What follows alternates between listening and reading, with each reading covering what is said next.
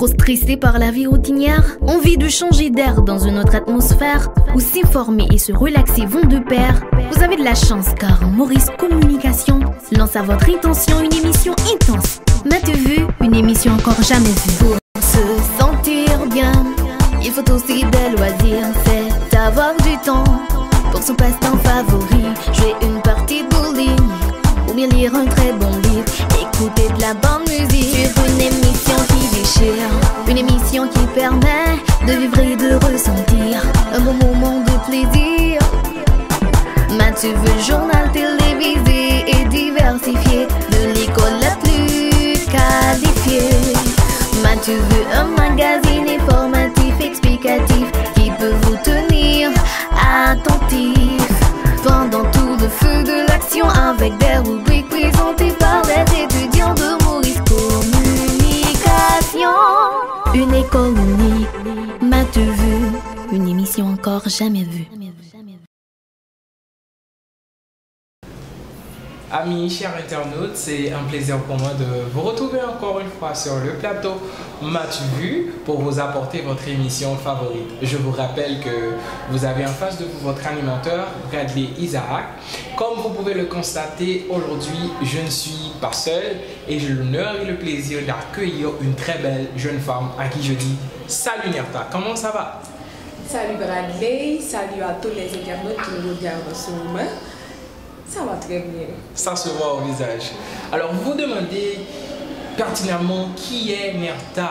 Alors, tout au long de cette émission, vous aurez l'occasion de savoir qui est cette jeune fille. Alors, avant même d'entrer dans le profond du sujet, nous allons prendre une petite pause. On vous revient après.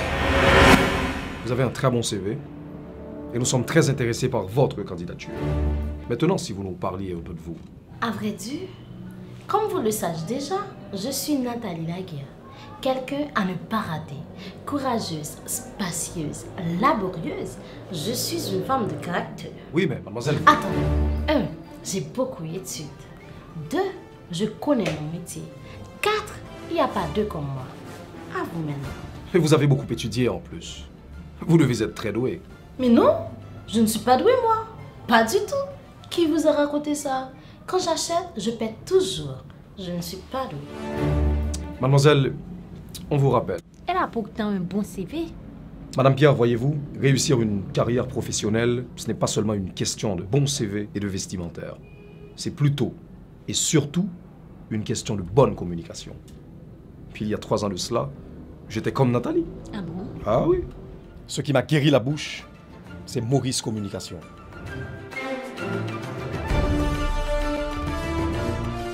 M'as-tu vu? Une émission encore jamais vue. Madame, monsieur, chers internautes, de retour après cette courte pause. Je vous rappelle que vous suivez votre émission M'as-tu vu, qui est le journal télévisé animé par les étudiants de Maurice Communication. Comme je l'avais annoncé au tout début de cette émission, j'ai l'honneur et le plaisir d'accueillir sur scène Chris Nerta. Chris Nerta, c'est vrai que tout le monde te regarde et pertinemment on se demande qui tu es. Alors, est-ce que tu pourrais te présenter au public?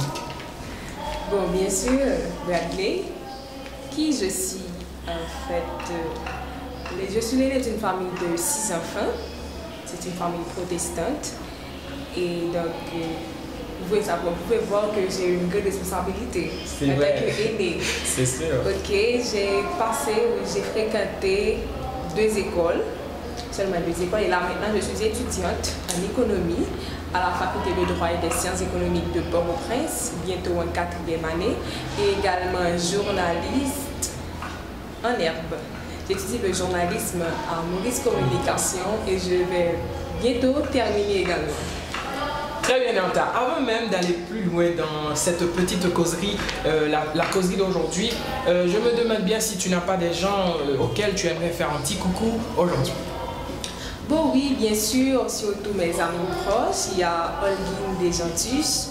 Il faut dire que Chris Nerta est quelqu'un de très branché, elle fait partie de beaucoup de groupes et je ne voudrais pas qu'il y ait de jalousie. Tout le monde est salué. Madame, monsieur, vous êtes tous salués. Chris Nerta, tu es particulièrement là aujourd'hui pour nous parler d'un concours auquel tu as participé. C'est bien Créola, c'est ça? Oui, bien Est-ce que tu pourrais nous en dire plus? Créola. Bon. C'est un concours Créola pour l'identité culturelle. Créola pour également l'authenticité. Rester avec ses cheveux crépus et être fier de sa couleur de peau. Créola veut dire non à la dépigmentation de la peau. En plus de faire la promotion pour la beauté créole haïtienne, Créola veut aussi pousser les jeunes femmes à s'impliquer dans la vie sociale, éducative et économique, pourquoi pas politique du pays. Et Créola veut faire savoir aux femmes qu'elles ont aussi leur pierre à poser pour la construction de notre cher Haïti. Ça a été un très beau résumé, mesdames, messieurs, vous qui regardez cette émission. Il faut dire que, selon ce que j'ai compris moi-même, Créola est en train de faire un travail hors pair au sein de la société haïtienne, où cette institution est en train de prôner la lutte contre la dépigmentation et fait la vulgarisation ou encore la promotion de la beauté haïtienne. Maintenant, tu as participé à ce concours. Qu'est-ce qui t'a poussé à y participer? Bon, très belle question, il faut le dire. Qu'est-ce qui m'a poussé à participer à ce concours? Tout d'abord, je suis une femme qui aime la culture haïtienne. Vous pouvez le constater, je suis ainsi comme vous le voyez avec mes cheveux afro. Et ensuite, il y a également mon côté de patriotique. Je pourrais parler de ce qui fait que Créola soit un concours original. Ce qui fait son originalité, c'est parce qu'il veut un créolien, parce qu'il veut que les femmes soient fières de leur identité. Okay. Si on regarde les concours de Miss, on va voir que c'est vrai, les femmes sont belles, mais elles ressemblent aux femmes occidentales. Okay. Elles portent les cheveux défrisés. Mais à Créola, on peut être ronde, on peut être mince, mais du fait qu'on est naturel, qu'on a ses cheveux crépus. Bon, ce qui m'a poussé à participer à ce concours, c'est pour avoir le titre de Créola 2018. Mais tout au long du concours, j'ai pu faire une auto-évaluation et au fur et à mesure qu'on approche de la finale, je me suis dit que bon, il n'y a pas de lutte, je vais être la Créola 2018. Donc tu avais la certitude que tu allais être nommée Créola 2018? Oui. Ah ouais, c'est super. Et maintenant, lors de la finale, comment te sentais-tu? Est-ce que tu n'étais pas stressé? C'est vrai que tu approchais du titre et tu étais convaincu que tu allais l'avoir. Est-ce que tu n'étais pas stressé? Au commencement, non. Ok. On était au Caribé depuis la matinée. Okay. Et on a fait une dernière répétition. J'ai répété moi-même mon script parce que j'avais un pitch à faire pour mon projet. Dans le cadre de ton projet, voilà. Exactement. Et on nous a maquillé, tout ça. Jusque-là, il n'y a pas de stress. Okay. Le stress est venu au moment où la présentatrice nous a dit qu'on va commencer à 6h30. Et là, je me suis dit, c'est l'heure de la vérité. C'est le moment de la vérité où tout le monde va me voir. Donc, je dois donner le meilleur de moi-même pour remporter ou pour décrocher le titre de Créola 2018. Et s'il y avait le moment le plus stressant, le moment le plus stressant, c'est quand je devais présenter mon projet. Okay? Pour moi, c'était le plus important. Parce qu'après être élu Créola 2018, ce qui va m'aider à poser ma pierre, c'est mon projet.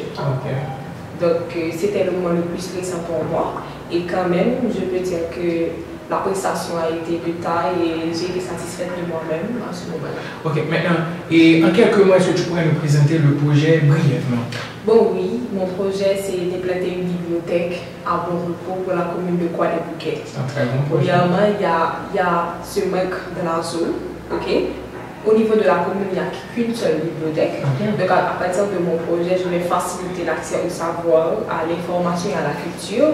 Parce que normalement, les jeunes sont obligés de se rendre dans la zone métropolitaine pour accéder à une bibliothèque standard.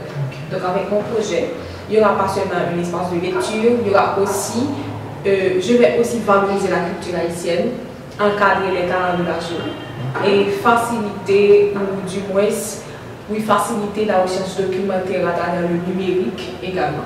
Est-ce que tu as des gens qui te supportent dans le cadre de ce projet? Lorsque je parle de support, non seulement en nature, en espèces, des gens qui disent, bon, Nianta, c'est un très, très grand et beau projet, je suis avec toi. Est-ce qu'il y a des institutions, il y a des particuliers? Bon, oui, il y a des gens, il y a des particuliers et aussi des institutions. Je parle de Bibliothécom, de Team Consulat, je parle de l'APTA, Association des bibliothécaires, documentalistes et archivistes d'Haïti. Oui, c'est une institution de déjà nos partenaires. Mais je suis ouverte, le projet est disponible. Tout le monde, vous tous qui voulez financer mon projet, je suis ouverte, je suis là pour me contacter sur ma page Facebook, Christianta Innocent, c'est HRIST, TH, puis Innocent, Instagram également. Et il y a également, je donne mon adresse électronique, c'est Mercristy, MERTH, CHRISTY, à commercial@gmail.com. Super. Donc, c'est ça. Ben, ok, est-ce que là maintenant, c'est vrai que tu as des gens qui t'encadrent dans le cadre de ton projet, est-ce que tu as un calendrier d'exécution? Oui, bien sûr, tout projet a un calendrier d'exécution, donc on ne fait pas cette station. Ok, quand est-ce que tu commences et quand est-ce que, quel objectif tu vises et sur quelle période, quand est-ce que le projet va atterrir? Bon, il faut dire que là maintenant nous sommes en train de rechercher du financement. Est-ce pourquoi j'ai donné tous ces détails tout à l'heure? C'est pour vous, chers internautes, qui voulez me supporter. C'est justement pour m'aider à implanter cette bibliothèque qui est d'ailleurs d'une importance capitale pour le pays. Oui, c'est sûr. Ok, là maintenant nous sommes en train de rechercher un local. C'est vrai que je veux implanter la bibliothèque à bon repos, mais pour le local, c'est pas encore ok. Il faut un bon espace. Exactement, accessible, tout ça. Et il faut aussi, c'est vrai qu'on a déjà des livres, mais il n'est jamais trop. Voilà. Donc, vous pouvez toujours m'aider ou Tu es ouverte à toute suggestion ou à tout ce qui peut aider à l'avancement du projet. Exactement. Et à partir de l'année prochaine, donc je peux dire à partir de l'octobre, du mois d'octobre de l'année prochaine, on doit avoir cette bibliothèque à bon repos. Implantée à bon repos. Et si je serai à nouveau c'est pour vous inviter ou pour parler du lancement de la bibliothèque. C'est intéressant et on te souhaite du courage et du succès dans le cadre de ton projet, Nianta. Maintenant, en tant qu'ambassadrice de la jeunesse haïtienne, mis à part l'implantation de cette bibliothèque au sein de Bon Repos, quelles sont tes perspectives, non seulement pour la fin de l'année 2018 et pour les autres années à venir? Bon, si on parle pour l'année 2018 qui touche presque à sa fin, justement. Et il n'y a que les démarches que je vais entamer, que j'ai déjà commencé à entamer pour la réalisation de mon projet. Et en plus de ça, il y a également un projet sur lequel je travaille. Ça vise les femmes. Je ne peux pas le dévoiler pour le moment. Je ne vais pas le primeur. C'est en coulisses pour le moment. Mais je ne vais pas le dévoiler, mais c'est en coulisses et on prépare. Bon, je peux dire que ce sera... Bon, je ne peux rien dire. Ok, mais ça reste à la discrétion pour le moment, cher public. C'est sûr que, pourquoi pas dans une prochaine émission, peut-être qu'on va inviter Christianta à venir parler de ce projet. Maintenant, Christianta, en tant qu'ambassadrice, tu représentes une figure emblématique pour la jeunesse haïtienne. Au terme de cette émission, quel serait ton message, non seulement pour tout le monde qui regarde, et pour particulièrement les jeunes femmes haïtiennes? Ok. À la jeunesse haïtienne. Une jeunesse, comme toujours, qui représente l'avenir du pays. On doit avoir des jeunes responsables. Je dirais aux jeunes de s'impliquer pour le développement de leur communauté. J'aime le dire bien. N'attendez pas que l'État fasse quelque chose pour nous. Un geste, aussi minime qu'il soit, a toute son importance. Impliquez-vous dans votre communauté. Laissez votre zone de confort. faites du réseautage, ce qu'on appelle le networking, et participez à des organisations, à des associations qui œuvrent dans le social. Et ainsi, ça pourra vous aider dans votre vie professionnelle. Donc, à partir du réseautage, on peut faire beaucoup de choses. Donc, impliquez-vous, c'est le principal message que je vous lance et que je pense que vous allez mettre. Donc c'est sûr que tu vas de pair avec les dires de l'auteur qui dit change-toi toi-même et change ton pays. Oui, oui. Donc, je félicite, je ne connais pas le nom de l'initiateur de ce projet, mais je félicite ce groupe qui offre des formations à partir de ce livre. Okay? Là où il y a un ensemble de jeunes qu'on forme à partir de ce livre, qui auront à leur tour à former d'autres jeunes afin d'avoir des citoyens, des jeunes citoyens plus conséquents. Et si j'ai un message pour la jeunesse féminine haïtienne, je dirais de rester authentique. Soyez fiers de qui vous êtes. Soyez fiers de votre identité culturelle. Soyez fiers aussi de vos cheveux crépus, de votre couleur de peau. Nul besoin de ressembler aux femmes occidentales. Pourquoi? Et n'hésitez pas aussi à vous impliquer. On voit toujours que les femmes sont réticentes quand il s'agit d'une activité sociale ou d'une activité économique ou politique. Impliquez-vous. Vous avez de bonnes têtes, vous êtes intelligentes. On dit toujours que les femmes haïtiennes sont des femmes vaillantes, je dirais vaillantes. Voilà, c'est femmes vaillantes, femmes haïtiennes, c'est nous. Donc impliquez-vous et donnez-vous à fond dans ce que vous faites. Et taillez-vous une place au sein de la société et vous le méritez.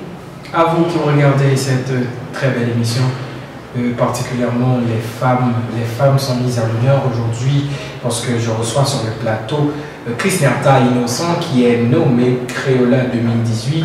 Créola qui a organisé un concours qui est à sa deuxième ou troisième édition. Deuxième édition qui consiste à mettre en valeur la femme haïtienne mais plutôt naturelle, avec les cheveux crépus et non à la dépigmentation. J'ai avec moi le titre, c'est le trophée qu'a reçu Christ-Nerta Innocent. Ça a comme écriture Créola 2018, ambassadrice de la jeunesse féminine. Voilà le trophée qu'a reçu Christ-Nerta. Elle va faire valoir ce trophée à travers ses projets, à travers la réalisation de ses rêves et de ses perspectives. Nous te disons merci Christ-Nerta de t'être déplacée, d'avoir fait le déplacement et de venir ici. Ça a été un plaisir de te recevoir. Merci beaucoup, j'espère que ce ne sera pas une dernière fois. On espère te recevoir. Justement, on te dit merci et à la prochaine. Merci, Badley, c'est un plaisir et à vous, chers internautes. À la prochaine. M'as-tu vu? Une émission encore jamais vue. À titre de rappel, M'as-tu vu, c'est le journal télévisé animé et présenté par les étudiants de Maurice Communication. J'avais avec moi sur le plateau la Créola, permettez-moi l'expression, la Créola 2018. Elle répond au nom de Christ-Nerta Innocent. Elle était avec nous, elle nous a parlé de ses projets, de ses perspectives en tant qu'ambassadrice de la jeunesse haïtienne. C'est ici que nous mettons un terme à notre émission aujourd'hui et nous vous annonçons déjà que nous vous préparons une prochaine et très belle émission. Ça a été un plaisir. Nous profitons de l'occasion pour faire un petit coucou aux membres de l'administration, particulièrement le directeur général à la personne de Jean-Benito Maurice et sa famille. Nous saluons tout le monde et nous disons merci à notre cadreur qui est infatigable dans le cadre de ce travail. Nous lui disons un merci spécial et nous lui faisons un coucou. Ça a été un plaisir d'être avec vous, Bradley Isaac, et à la prochaine.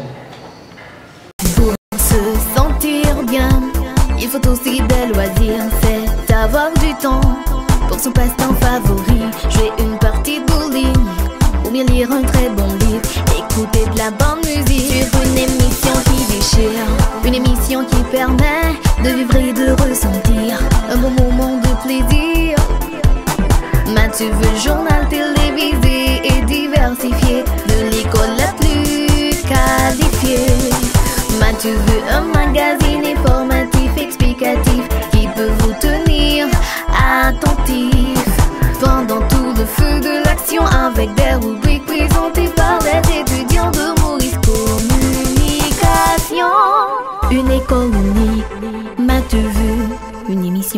jamais vus.